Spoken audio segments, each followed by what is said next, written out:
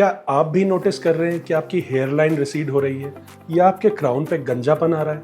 तो हो सकता है आप मेल पैटर्न बॉल्डनेस से सफ़र कर रहे हैं। आज की इस वीडियो में हम मेल पैटर्न बॉल्डनेस के बारे में डिस्कस करेंगे। हाय, मैं हूं डॉक्टर साहिल न्याजी। मैं SB एस्थेटिक्स गुरुग्राम में एक प्लास्टिक सर्जन हूं। देखिए, मेल पैटर्न बॉल्डनेस यानी मर्दों में एक पैटर्न गंजेपन का तरीका, ये जो है ये ऑलमोस्ट 50% मेन को अफेक्ट करता है 50 की एज तक के बीच में। ये स्टार्ट हो सकता है कहीं भी 20 से 25 साल के बीच में एंड 50 साल तक जाके स्टेबलाइज होता है। ये होता क्या है मेल पैटर्न बॉल्डनेस? इसे एंड्रोजेनेटिक एलोपेशिया भी कहा जाता है।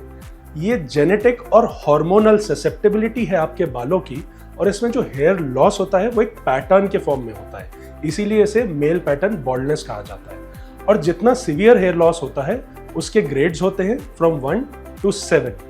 मेल पैटर्न बॉल्डनेस अब हमने जान लिया है कि क्या है, तो अब हम जानते हैं कि ये क्यों होता है, इसका कॉज क्या है। इसका कॉज होता है हार्मोनल सेंसिटिविटी हेयर फॉलिकल्स की।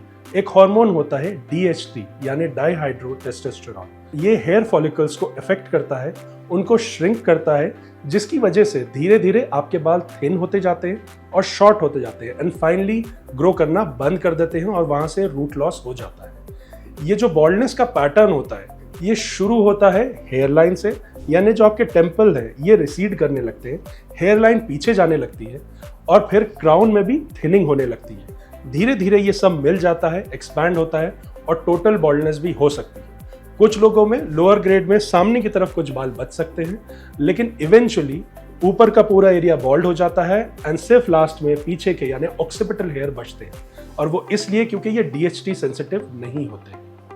देखिए, मेल पैटर्न बॉल्डनेस जो है ये एक आइडेंटिफाइबल प्रॉब्लम है एंड बहुत सारे लोग इससे सफर करते हैं। अगर हम अब मेल पैटर्न बॉल्डनेस के इलाज के बारे में बात करें तो इसमें सबसे पहली चीज होती है इसको अर्लीस्ट आइडेंटिफाई करना और एक हेयर एक्सपर्ट प्लास्टिक सर्जन से मिलना, ताकि आप एक एक्चुअल सोल्यूशन पा सके अपनी प्रॉब्लम्स का।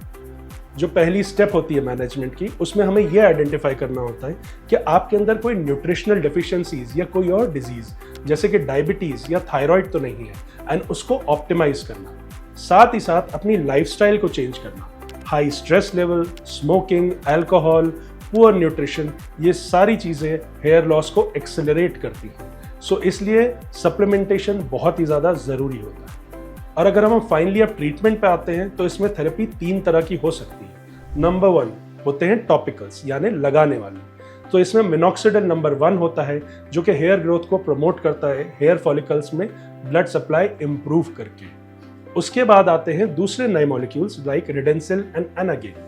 अगर हम ओरल थेरेपी की बात करें तो इसमें ओरल मल्टीविटामिन सप्लीमेंटेशन होता है, जैसे biotin and other multivitamin, and साथ ही साथ फिनेस्ट्राइड। फिनेस्ट्राइड जो होता है वो DHT को ब्लॉक करता है एंड हेयर ग्रोथ को प्रमोट करता है।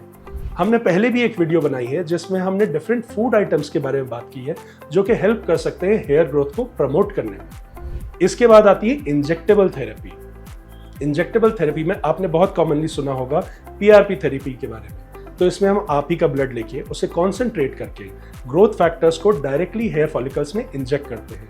साथ ही साथ और भी मॉलिक्यूल्स हैं, जैसे कि एक्सोसोम थेरेपी, जिसको हम माइक्रो नीडलिंग के साथ साथ अप्लाई करते हैं, जो कि हेयर ग्रोथ को और प्रमोट करता है। इसके साथ LED थेरेपी यानी फोटो बायो मॉड्यूलेशन, उसकी भी कुछ डॉक्यूमेंटेशन है हेयर ग्रोथ को प्रमोट करने में।